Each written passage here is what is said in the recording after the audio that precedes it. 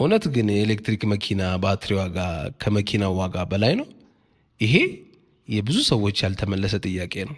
በዛሬው ቪዲዮ እንዴት የኤሌክትሪክ መኪና ባትሪ በ89% እንደቀነሰ ቀለል አድርገን እናቀርብላችኋለን። 2013 የ1 ኪሎዋት ባትሪ ዋጋ $780 ነበር።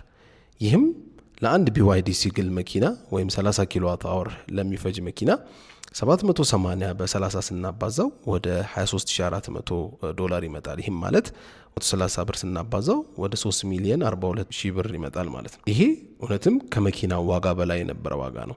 በ2023 ግን የ1 ኪሎዋት አወር ባትሪ ዋጋ $139 የሆነ ሲሆን ይህም 139ን በ30 ኪሎዋት አወር ስናባዛው $4170 ይመጣል። ይህንንም ደግሞ በኢትዮጵያ ብር ስናባዛው ወደ 542,100 ብር ነው ማለት ነው የሚሆነው። በ2025 ደግሞ የ1 ኪሎዋት አወር ባትሪ ዋጋ ወደ $119 አካባቢ ይሆናል ተብሎ ኤክስፔክት ይደረጋል።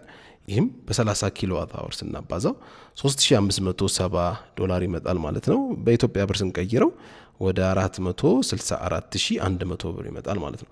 በ2030 ደግሞ የ1 ኪሎዋት አወር ባትሪ $80 እንደሚገባ የተገለጸ ሲሆን ይህም $80 ሲባዛ በ30 ስናደርገው $2,400 የሚመጣ ሲሆን በኢትዮጵያም ወደ 312,000 ብር ይመጣል ማለት ነው።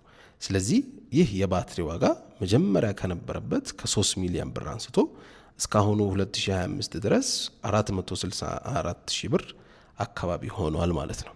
እንደተለመደው ይሄ ቪዲዮ እንደጠቀማችሁ አንጠራጠርም። ሐሳብ አስተያየቶቻችሁን ኮሜንት ላይ አስቀምጡልን። ፎሎ በማድረግ የኢትዮጵያ ቤተሰብ ይሁኑ። ይመቻችሁ።